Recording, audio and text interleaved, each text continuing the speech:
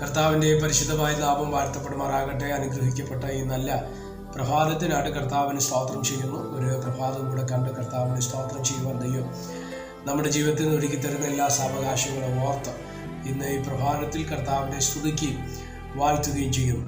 വളരെ അനുഗ്രഹീതമായ ഒരു പ്രഭാതം ചിന്ത നിങ്ങളുടെ ശ്രദ്ധയിലേക്ക് കൊണ്ടുവരുവാൻ കർത്താവിൻ ശരണപ്പെടുകയാണ്. സദൃശ്യവാക്യങ്ങളുടെ പുസ്തകം 29-ാം അധ്യായം അതിൻ്റെ 1-ാമത് വാക്യം. കൂടെ കൂടെ ശാസന കേട്ടിട്ടും ശാഠ്യം കാണിക്കുന്നവൻ നീക്കുപോക്കില്ലാതെ പെട്ടെന്ന് നശിച്ചു പോകും. വാക്യങ്ങൾക്കാണ് ദൈവത്തിന് സ്തോത്രം ചെയ്യുന്നു. വളരെ അനുഗ്രഹീതമായൊരു ചിന്ത. അപ്പോൾ തന്നെ നമ്മുടെ ക്രിസ്തീയ പ്രായോഗിക ജീവിതത്തിനകത്ത് നമ്മൾ അനുഷ്ഠിക്കേണ്ട ചില ക്രമീകരണങ്ങൾ കൂടെ ഇന്ന് പ്രഭാതത്തിൽ നിങ്ങളുമായിട്ട് പങ്കുവയ്ക്കുകയാണ്. നമ്മുടെ എല്ലാവരുടെയും ജീവിതത്തിനകത്ത് അറിയാതെയോ അറിഞ്ഞോ നമ്മൾ ചെയ്യുന്നൊരു പ്രവൃത്തിയാണ് ശാഠ്യം കാണിക്കുക എന്നുള്ളത്. ചില വിഷയങ്ങൾ വാക്കിന് പല മീനിങ്ങുകളുണ്ട്, പല അർത്ഥവ്യാപ്തിയുള്ളൊരു വാക്കാണ്. പലപ്പോഴും നമ്മൾ ശാഠ്യം കാണിക്കുന്ന ആളാണോ എന്ന് ചോദിച്ചു കഴിഞ്ഞാൽ പറയും അല്ല, എനിക്ക് ശാഠ്യമില്ലെന്ന് പറയും. ഇല്ലെങ്കിൽ നിങ്ങൾക്കുണ്ടോ എന്ന് ചോദിച്ചു കഴിഞ്ഞാൽ പലരും പറയില്ല. പക്ഷെ ശാഠ്യത്തിൻ്റെ വിവിധ വേർഷൻസ് ഉണ്ട്. ചില നിർബന്ധ ബുദ്ധി എന്ന് അതിന് വേണമെങ്കിൽ പറയും. ചില വിഷയങ്ങൾ നമ്മളിങ്ങനെ ഹോൾഡ് ചെയ്ത് നിൽക്കും. ആര് പറഞ്ഞാലും നമ്മൾ അതിൽ നിന്ന് താട്ടിറങ്ങത്തില്ല. അപ്പം നമുക്ക് നമ്മുടേതായ ചില ന്യായമായ കാരണങ്ങൾ അതിൻ്റെ പിറകിലുണ്ടായിരുന്നാലും അതിനെയും ശാഠ്യം എന്ന് തന്നെയാണ് പറയുന്നത്, അല്ലേ? പക്ഷെ ബൈബിൾ പറഞ്ഞ ശാഠ്യം എന്നുള്ള വാക്കുകൊണ്ടാണ്. പക്ഷേ ഈ ശാഠ്യത്തിനൊരു എഫക്റ്റ് ഉണ്ട്, സൈഡ് എഫക്റ്റ് ഉണ്ട്. ഇവിടെ നിങ്ങൾ ശ്രദ്ധിച്ചേ, തിരുവചനം ശലോമോൻ എന്ന ദൈവ മനുഷ്യൻ പറയുകയാണ്, കൂടെ കൂടെ ശാസന കേട്ടിട്ടും ശാഠ്യം കാണിക്കുന്നവൻ നീക്കുപോക്കില്ലാതെ നശിച്ചു പോകും. എന്താണ് ആ വാക്കിൻ്റെ അർത്ഥം? പലപ്പോഴും ശാസന കേട്ടിട്ടും, ശാസന എന്ന് പറഞ്ഞാൽ എന്തുവാണ്?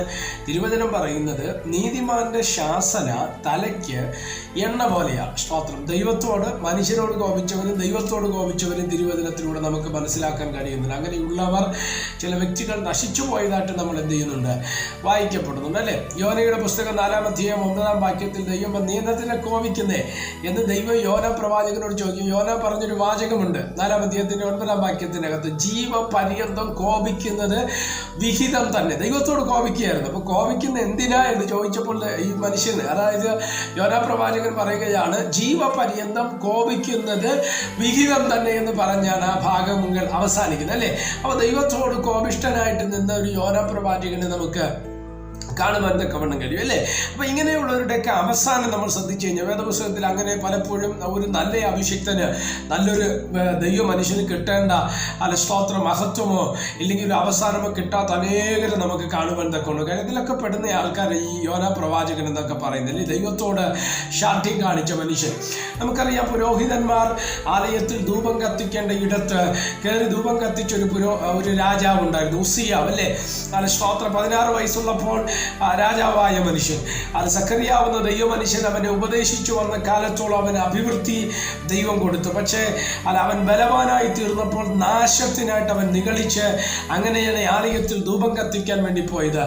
തിരുവചനം പറഞ്ഞ് 70 പുരോഹിതന്മാരോട് നിന്ന് അതിനെ എതിർത്തിട്ടും അവരെല്ലാം തൃണവൽക്കരിച്ചുകൊണ്ട് അവഗണിച്ചുകൊണ്ട് ധൂപപീഠം കയ്യിലിരിക്കെ അവൻ കോപിഷ്ഠനായി. ആ സ്പോട്ടിൽ, ആ സമയത്ത് അവൻ്റെ കൈക്ക് കുറ്റം ബാധിച്ചു കൊടുക്കുക പുരോഹിതന്മാർ അവനെ കൊണ്ടുപോയി പ്രത്യേക അറയിലിടുവാൻ തക്കവണ്ണം ഇടയായി. ശ്രദ്ധിക്കണം, ദൈവത്തോട് ശാഠ്യം കാണിച്ച ഉസ്സിയാവ് അവസാനം കുഷ്ഠരോഗിയായിട്ട് മരിക്കേണ്ട അവസ്ഥ വന്നു. അതുകൊണ്ട് തീർന്നോ? ഇല്ല.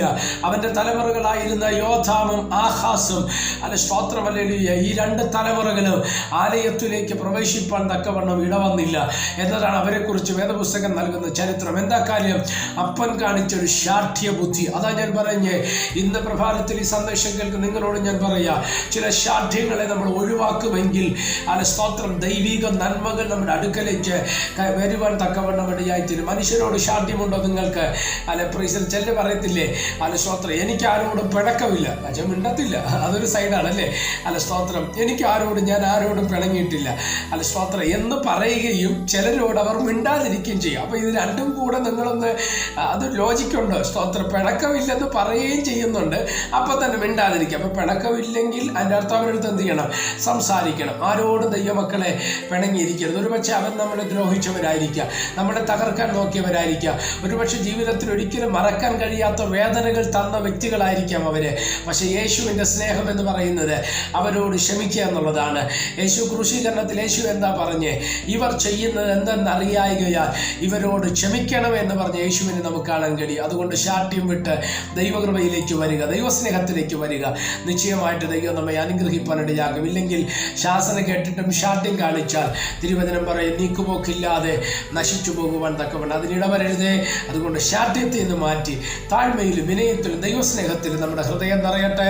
കർത്താവ് നമ്മളെ സഹായിക്കട്ടെ. പ്രാർത്ഥിക്കാം. പരിശുദ്ധനായ ദൈവമേ, സ്വർഗീയ നല്ല പിതാവേ, ഈ നൽകപ്പെട്ട ഈ നല്ല സമയത്തിനായിട്ട് തിരുനാമത്തിന് സ്തോത്രം ചെയ്യുന്നു. ഈ സന്ദേശം കേൾക്കുന്ന എല്ലാ പ്രിയപ്പെട്ടവരെ തൃക്കരങ്ങൾ തരികയാണ്. അവിടുന്ന് ചെലകടയിൽ മറയ്ക്കണമേ. കൃപ കൂടെ ഇരുന്നാട്ട് അനുഗ്രഹത്തെ അത്ഭുതത്തെയും കർത്താവ് ചെയ്യേണ്ടതിനായി പ്രാർത്ഥിക്കുന്നു. എല്ലാവിധ നന്മകളാൽ ദൈവം ഞങ്ങളെ നിറയ്ക്കണമേ. എല്ലാവിധ ശൂന്യതകളെയും ദൈവം ഇവിടുന്ന് മാറ്റി വിടുവിക്കേണ്ടതിനായിട്ട് പ്രാർത്ഥിക്കുന്നു. സമസ്തവും തൃക്കരങ്ങൾ തരുന്നു. കൂടെ ഇരിക്കണം. മഹത്വം അങ്ങേക്ക് യേശുവിൻ നാമത്തിൽ തന്നെ. ആമേൻ. എല്ലാവരെയും ദൈവം അനുഗ്രഹിക്കട്ടെ. God bless you.